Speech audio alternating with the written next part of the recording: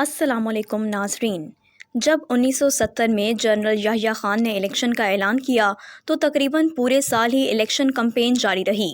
اس election مہم میں ایک 16 سال کا نوجوان جس کے چہرے پر ابھی پوری داڑھی بھی نہیں آئی تھی، اکثر اپنے والد کا سیاسی بیان یا کسی تقریر کا متن لے کر اخبار والوں کے دفتر آتا اور خاموشی سے کھڑا ہو کر انتظار کرتا تھا۔ اس کا نام فضل الرحمان تھا اور وہ مولانا مفتی محمود کا فرزند تھا۔ یہ نوجوان فضل الرحمان اس وقت اکوڑہ خٹک کے دارالعلوم حقانیہ میں تعلیم حاصل کر رہا تھا۔ مفتی صاحب بہت شفیق اور کھلے دل کے آدمی تھے اور اکثر اخبار والوں سے کھل کر بات کرتے تھے۔ اخبار والوں سے فضل الرحمان کی ہمیشہ شکایت کرتے کہ یہ قابل بھروسہ نہیں، بہت گڑبڑ کرتا رہتا ہے۔ پھر الیکشن گزر گیا اور کوئی ایک سال بعد ہی یعنی مارچ 1972 میں مولانا مفتی محمود وزیر اعلیٰ سرحد بن گئے اور فضل الرحمان کو 19-20 سال کی عمر میں ہی ایوان اقتدار کو اندر سے دیکھنے کا موقع مل گیا۔ وہ اپنی اس کچی عمر ہی سے اقتدار کے دیوانے ہو گئے، مگر ان کی گڑبڑ کرنے کی عادت نہیں گئی۔ 1965 میں 5ویں جماعت پاس کی، ملت ہائی اسکول کچہری روڈ ملتان سے 1970 میں میٹرک کا امتحان دیا، فرسٹ ڈویژن حاصل کی۔ اسکول سطح پر ہمیشہ حسن قرات کے مقابلوں میں اول پوزیشن حاصل کرتے رہے۔ 19 فروری 1972 کو دارالعلوم اکوڑہ خٹک میں داخلہ لیا۔ جولائی 1979 میں وفاق المدارس کے تحت دور حدیث کا امتحان دے کر سند فضیلت حاصل کی۔ مولانا کی گڑبڑوں کی بات کی جائے تو اس کی ایک لمبی تفصیل ہے، مگر یہاں صرف ایک واقعہ پیش کرتے ہیں۔ مولانا عبدالستار نیازی مفتی محمود سے ملنے گئے۔ ایک نوجوان بار بار کمرے میں داخل ہوتا اور مفتی صاحب اسے بھگا دیتے۔ مولانا نیازی نے پوچھ لیا کہ مفتی صاحب یہ کون ہے؟ انہوں نے کہا کہ یہ میرا بیٹا فضل الرحمان ہے اور یہ پیسے لے کر میرے خلاف مخبری کرتا ہے۔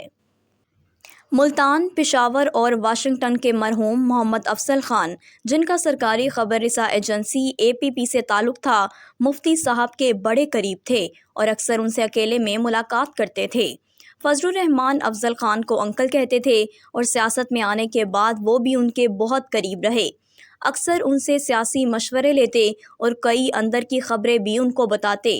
وہ بتاتے تھے کہ فضل الرحمان کو بے نظیر بھٹو بہت اچھی طرح ہینڈل کرتی ہیں اور خود ان سے 1 on 1 ملاقات کر لیتی تھیں، اور ایسا کبھی نہیں ہوا کہ مولانا نے ان کی بات نہ مانی ہو۔ 20 سال کی عمر میں وزیر اعلیٰ کے گھر رہنے والے فضل الرحمان کی ساری سیاست پھر ایسی تگ و دو میں رہی کہ حکومت چاہے کس کی ہو، فوجیوں کی یا سیاستدانوں کی، ان کو حکومت کے اندر ہی رہنا ہے۔ اور پھر جب وہ جمعیت کے لیڈر بن گئے اور ان کی پارٹی کو سرحد اور بلوچستان میں سیٹیں بھی ملنے لگیں تو وہ دین سے زیادہ دنیا کی مزیدار زندگی کے خواہش مند رہے۔ کبھی کسی پارٹی کے ساتھ مل گئے، کبھی فوج سے لڑائی کی اور پھر فوج کے ساتھ مل کر حکومت بنا لی۔ دوستوں، مولانا فضل الرحمان نے ہمیشہ مفاہمتی سیاست کی اور اپنی پارٹی اور خاندان کو بے انتہا فائدے پہنچائے۔ میڈیا نے حکومت سے لی گئی زمینوں کے کئی قصے تحریر کیے ہیں، مگر کیونکہ مولانا ہر طرح کی مفاہمت کے قائل ہیں، اس لیے آج تک کسی نے ان سے پوچھا نہیں۔ کشمیر کمیٹی کے سربراہ کی حیثیت سے وہ جب بھی ملک سے باہر جاتے، وہاں کے پاکستانی سفارتکار اور خاص کر امریکہ کی ایمبیسی کے لوگ ساری گڑبڑ کے قصے سناتے اور لکھ کر وزارت خارجہ میں ریکارڈ بھی کرواتے۔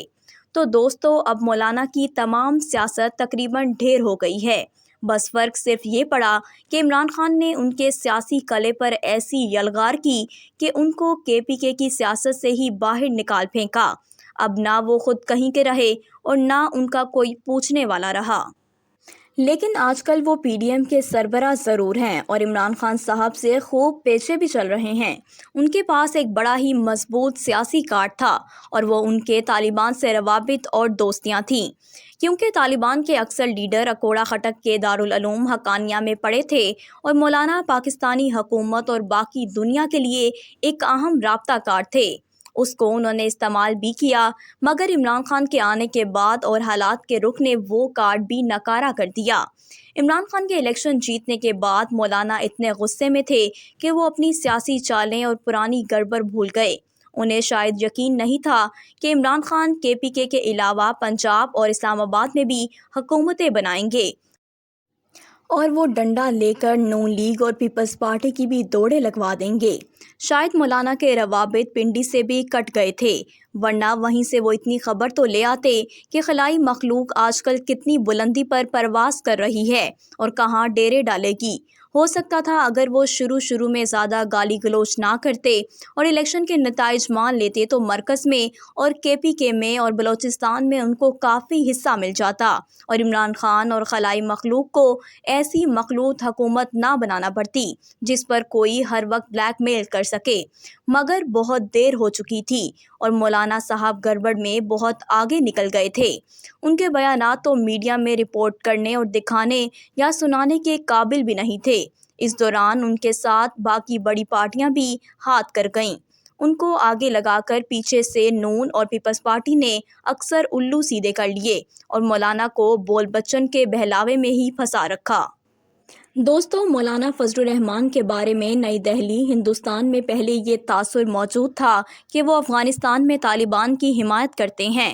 پاکستان اور ہندوستان کے درمیان میں خارجہ تعلقات کو درست کرنے کے لیے فضل الرحمان نے جموں و کشمیر کے متعلق کئی عوامی بیانات دیے۔ ہندوستان کے وزیر اعظم اٹل بہاری واجپئی صاحب ان سے اپنی سرکاری رہائش گاہ پر ملے اور ان کے لیے ایک سرکاری ریاستی کھانے کا اہتمام کیا۔ ہندوستانی میڈیا سے خطاب کرتے ہوئے فضل الرحمان نے کشمیر کو ایک علاقائی مسئلہ قرار دیا اور ان سے کہا کہ پاکستان اور ہندوستان کے مابین تجارت اور معاشی تعلقات بحال ہونے چاہیے اور اس سے دونوں ملکوں کے درمیان میں اعتماد میں اضافہ ہوگا۔ مولانا فضل الرحمان کے لیے ایک غیر شائستہ نام بھی استعمال کیا جاتا ہے اور دوستو وہ ہے ڈیزل کا نام۔ مولانا فضل الرحمان کو ماضی میں بھی ان کے سیاسی مخالفین کی جانب سے اسی نام سے پکارا گیا ہے اور مولانا کو کرپٹ ثابت کرنے کے لیے یہ استعمال کیا جاتا ہے، لیکن شاید بہت کم لوگوں کو معلوم ہو کہ اس نام کے پیچھے کہانی کیا ہے۔ 1993 سے 1996 میں جب بے نظیر بھٹو کی حکومت تھی تو مولانا فضل الرحمان ان کے اتحادی تھے اور اس وقت وہ خارجہ امور کی کمیٹی کے سربراہ بھی تھے۔ اسی دوران افغانستان میں طالبان کی حکومت آ گئی تو مولانا فضل الرحمان پر اپوزیشن جماعتوں نے، جن میں پاکستان مسلم لیگ نون بھی شامل تھی، یہ الزام لگانا شروع کر دیا کہ مولانا نے طالبان کو ڈیزل کے پرمٹ فروخت دیے ہیں، لیکن اس میں کوئی صداقت نہیں تھی کیونکہ ڈیزل پرمٹ تو شخصیات کو نہیں، وہ تو پیٹرول پمپس کو جاری کیے جاتے ہیں۔ دوستو، اگر آپ کو ہماری آج کی ویڈیو پسند آئی ہے تو ہمارے چینل کو سبسکرائب کریں اور ویڈیو کو لائک کریں، شیئر کریں۔